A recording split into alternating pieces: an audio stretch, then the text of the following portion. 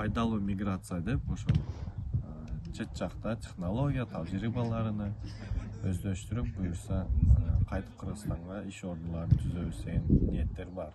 Курман айт майрамына байланыштуу бүгүн оюн кылып атабыз жана барбекю шашлык бышырып мусулмандар чогулуп майрамдап атабыз. Мусулмандар майрам кылып атат Курман айтында.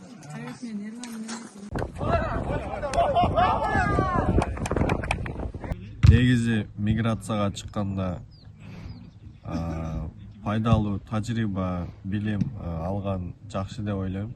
Себеби биринчи 2020 жылы келип Кулпунай Малина күнөсканада иштегенде биз өзүбүзгө керектүү тажрыйбаны алып, Кадамжай районунда Баткал облусуна караштуу биз ошол Англия системасында Малина клубника тиктик. Улуу Британия каржылаган долбоорго катышып, суу тамчылатуу системасы жана резервуар куруу бассейнди жеңип алып, ошол долбоорду ишке ашырдык буюрса. Азыр экинчи жолу келип, помидор теплицасында иштеп, ошол помидорду күнөскана системасын өстүрүү ыкмасын өздөштүрүп, буюрса ошол Кыргызстанда эле барганда Кулпунай жана помидор күнөсканасын кышкы мезгилинде өстүрүүнү пландап атабыз буюрса. Ар бир жараныбыз ошол өзүбүздө эле Кыргызстанда иштесе деген максаттар бар. Чет өлкөгө чыкканда миграцияда эмес, билим алганы, ишкер болуп чет өлкөгө контракт, долбоорлор түзгөнү же тажрыйба алмашканы, мындай инвестиция, делегация болуп келсин деген ой менен ошондой ниеттер бар. Себеби Кыргызстан биз өнүксөк, айыл өнүгөт, айыл өнүксө район өнүгөт, район өнүксө мамлекет өнүгөт. Жана Кыргызстаныбыздын мындай эл аралык деңгээлде статусу өсөт деген ойдобуз. Азыр Улуу Британиядабыз. Помидор күнөсканасында иштейбиз жана биздин жумуш 1 саат жол жүрүш керек, ошого 4:30 турдук. Az saat 4:30. Менин аты жөнүм Алмазбек Баймурат. Жашым 32-де. Баткен облусуна караштуу Кадамжай район Совет айылынан болом. Ушул машинада барабыз. 1 сааттык жол. 9 киши барабыз. Күндө ушултуп эртең 4:30 туруп барып келебиз. Улуу Британиянын Кембридж деген шаарында эртең 4:30 ойгонуп 5:10 чыгабыз. Жумуш 6:30 башталат. Ошол 6:30 чейин барып алышыбыз керек. Жумушка жетип келдик. Теплицада иштейбиз. Айлык жумасына чыгат бизге. Жумасына 400-500 фунт түшүп калат. Ал 45 миң, 55 миң сом болот. Ал таза айлык. Караванга айын жумасына 69 фунт төлөйбүз.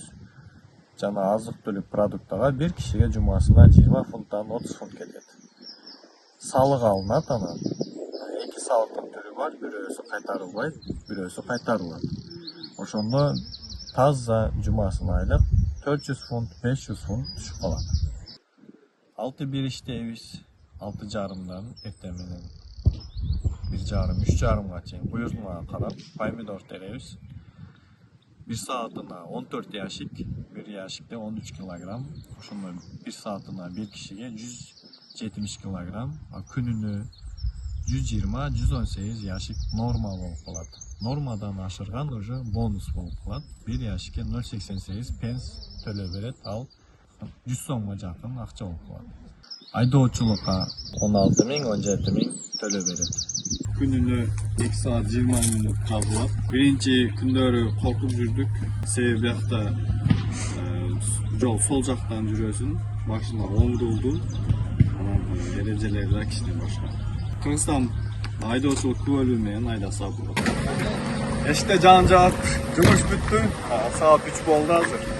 Азыр бир жумада 2 жолу азык-түлүк алган дүкөнгө барабыз, Tesco деген магазин.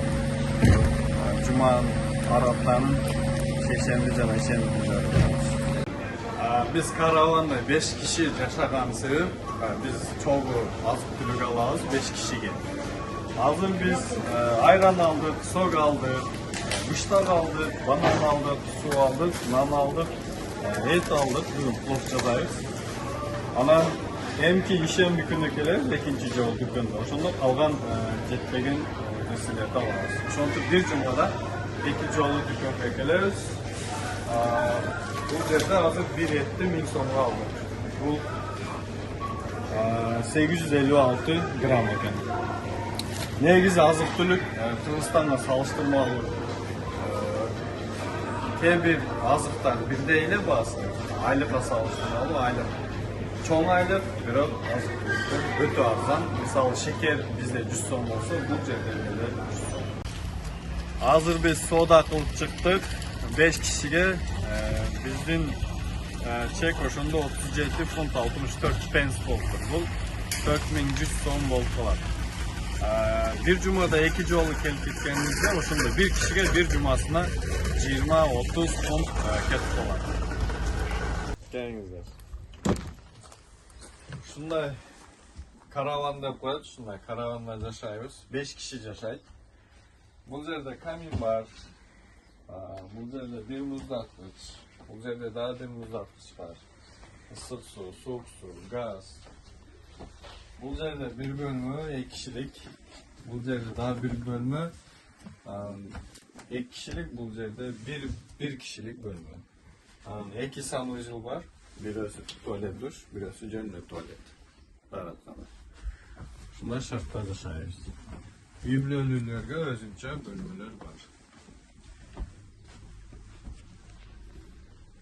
Kündüzxanalarda жақсы işler var. Pahaus dep koyut. Ürün ve urajay terip kelgenden keyin alardı. Обработкалып жана упаковка болот. Pahausda жумуштар бар. Ayaldarga деле жеңил жумуштар бар. Негизи бул жерде сезонго келсе жакшы болот. Майда башталат сезон, анан октябрга чейин.